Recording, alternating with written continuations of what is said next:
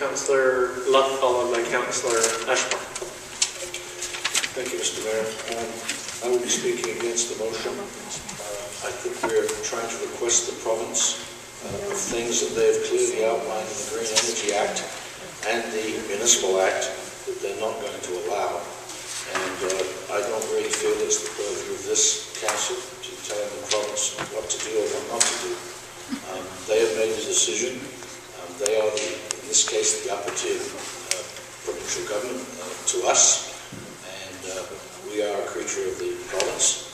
And I do not believe that we should spend any more time trying to buck the province in where it feels it needs to go in developing green energy. And yes, I realize there are lots of concerns that have been brought forward by hundreds of groups. You're not the only group that has concerns. And some of the concerns will be valid, some may be not valid. There is also differing opinions that the province is working with. They have their own health studies, you have yours, and yes, they're not going to agree. However, at the end of the day, I do believe that there will be some kind of compromise that can be reached. There is new technology evolving every day in terms of these turbines that may not have to be as big, it may not even be the bladed type, they may be the circular type. There's a lot of change happening. But the underlying theme of the whole Green Energy Act is the future of the planet. And it's time that we, as a group, start listening to the people that are saying it's time to save the planet. And I don't want any more nuclear power stations. I don't want any more coal-powered stations. And wind energy, does it work? Some say it does, some say it doesn't. It may only operate at 17%. There's other days it works at 40%. But it's the intent of the future for the planet. And we cannot keep going the way we're going. So, as much as I appreciate the commitment by Councillor Stobel to this whole project, and I think it's great that she's really listened to the constituents that she represents. However, I still think that we need to look at the future of the planet as being the underlying principle here. So I will speak against the motion. Thank you. Thank you. So I'll leave it at that. Thank you, Councillor Stobel. Thank you. First of all, before I get too far along, I do want to make one amendment to the recommendations, and then I will speak to it. Are you requesting a friendly? Yes. Who moved it? Councillor Yeo, seconded by Councillor McGregor. That recommendation number 4, that the province be requested to implement a minimum setback of 2 kilometers from the base of any industrial wind turbine to the property line of a sensitive receptor. So we would be deleting in the absence of a recommended moratorium. Councillor Yeo. Councillor McGregor. Yes. Minimum has been accepted at 2 kilometers. Go ahead, Councillor Stobel. Yes. There are a couple of things I think that need to be said. First of all, with respect to the Chief Medical Officer of Health's report, that report was done looking, it was a literature review which looked at the research on health effects that existed at the time. It only looked at direct effects. It did not look at indirect effects. And sleep deprivation is considered an indirect effect. And any research that you look at on sleep deprivation will tell you that that causes problems. So the research that's come out since July, there are 10 peer-reviewed research articles, and they all say the same thing. They need to do more research. They need to know why there are problems with these things. The bigger they get, the more problems there are. And we need to know what a safe setback is. We need to know what's causing it in order to determine that. We also found out through the Environmental Review Tribunal that there were concerns that were stated in the conclusions of the Environmental Review Tribunal, speaking to the problems with testing for low-frequency noise, which is another thing that we absolutely know causes health problems. So we have 2 things that we know. Sleep deprivation is a problem, and low-frequency noise is a problem. We can't test low-frequency noise yet because there's no protocol. The province has not yet come up with a protocol for testing that. It hasn't been accredited. There's no approval of it. So we're going forward with approvals when we have no way of testing whether or not they're complying with their own regulations.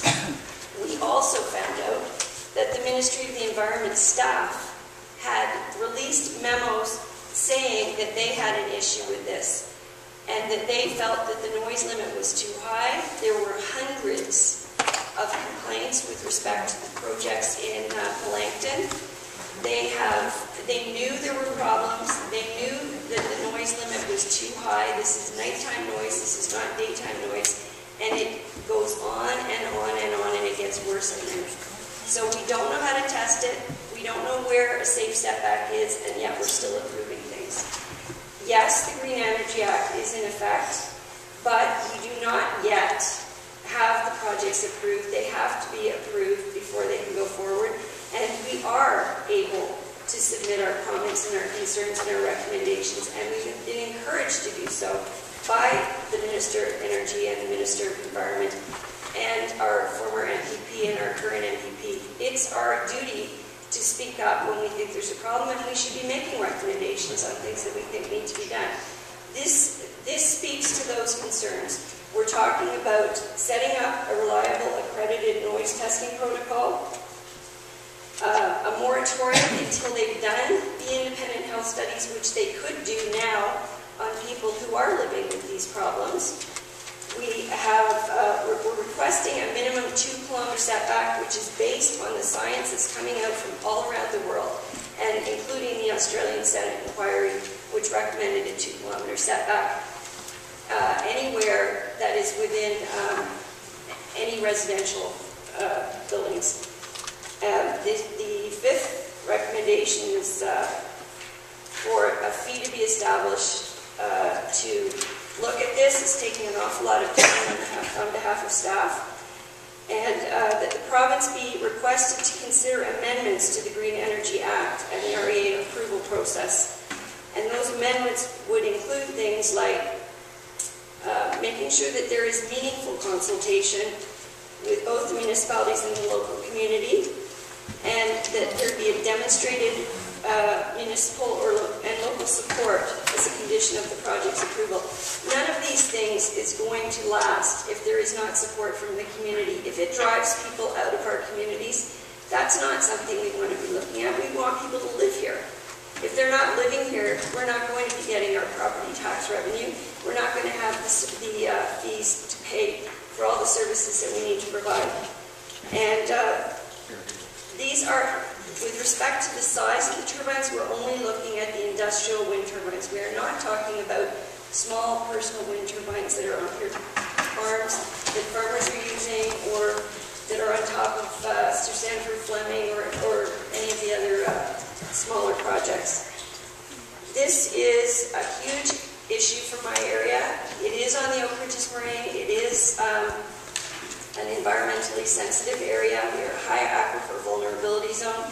We have 250,000 people that rely on the water that comes out of that area. It is insane for us to go ahead and approve these projects.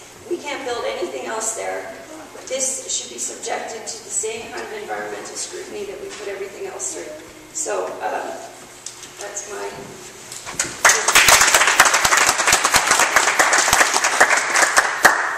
Through you, just a question to staff. While doing this report, did you look at the other side of the issue at all? There being health studies on the other side saying, you know, the effects aren't as drastic as some people would have you think. So that's a question. Mr. Taylor? Through your worship, we did review the literature that was out there. I think we reviewed it neutrally. What we were doing in terms of this recommendation was responding to previous direction from Council. So back approximately a year ago, Council established a process to review all of these different types of renewable energy sources. Following in the new year, there was specific concern expressed with respect to noise and vibration impacts and the impact on human health. So, and there was a number of recommendations for us to look at things like establishing either a local bylaw or a policy or something to that effect. So this update now is really responding to that second step. And so staff did scrutinize all of the, again, literature and studies that we could get our hands on with respect to the human health impacts issues related to the wind turbines. And I think what we've come forward with now are balanced recommendations that, again, are in line with previous council direction. They are not saying that certain projects should not occur. What we're saying is that there's a question mark right now with respect to impact on human health, and until such time as that science can be sorted out, we really think that those particular projects just shouldn't be moved forward. Certainly we've looked at some of the precedent. Provincially, they did a moratorium on offshore wind projects, for example, and that came out of science with respect to impact on the aquatic life. And so we think there's even precedent to be set provincially that there should be a moratorium until we can look at what's reasonable. So what we're trying to bring back here is sort of a balance. In the interim, we want to make sure that appropriate setbacks are established. We want to make sure that the consultation is appropriately completed and update the province on the city's position with respect to those. Do you know what, Paul? Answer one. That's fine. Thank you. Councillor McGregor, followed by Doug. Thank you, Your Worship, and I commend staff and council on this, the previous council, as well. These recommendations, I think, could go a long way to settling the disputes that are ongoing. And I heard a councillor say we get our right to be here from the province, and that's certainly true. And that's where I stopped with that. In my lifetime, I found that the Ministry of the Environment has to be taken on, and the provincial government, because they're the same as we are. They're human, they make mistakes. And I'll take you back, previous councils here in Kawartha Lakes showed leadership here on the smoking bylaw and on the pesticide bylaw when other communities weren't touching it because the province was in charge. You know, it's kind of funny. 50 years I've heard doctors say there's nothing wrong with smoking. And that went on because there were a big tax base out of that. But once it started to cost more money in the hospitals and with the sickness that it was doing, the province wants to get rid of it. They don't make enough on the taxes to offset the hospital. That's my opinion. I also disagree with the province on pesticides, and so did previous councils. And we challenged them, and then the courts challenged them. And we have the right for health and safety to put in bylaws. So we come to the Green Energy Act, and they tell us to get lost. And we have some councillors agree with that, some people agree with that. You'll never get me to agree with that. It's wrong. We have to do the right things, not the wrong things. Because somebody with a higher authority tells us that's the way to go, doesn't mean it's true. You'll never get me to support wind turbines.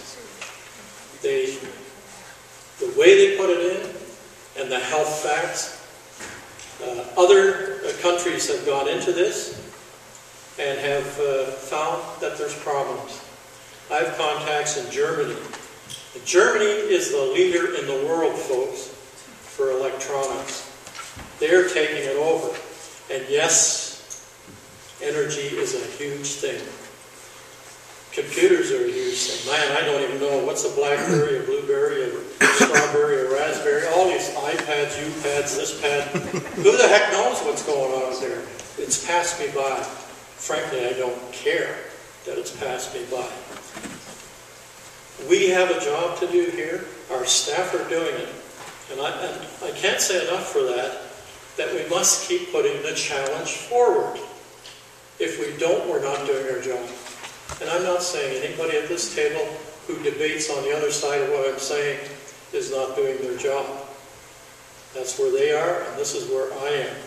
So I speak in support of this. If anything, it's not strong enough. But they've done their job, and I commend what they've done, and I truly support it.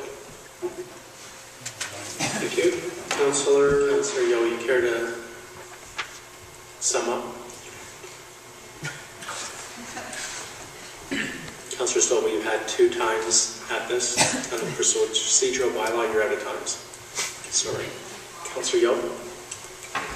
Thank you, Worship. I'll be brief. It is incumbent upon us to support the landowners and taxpayers of the city of Kawartha Lakes to ensure that due diligence is carried out.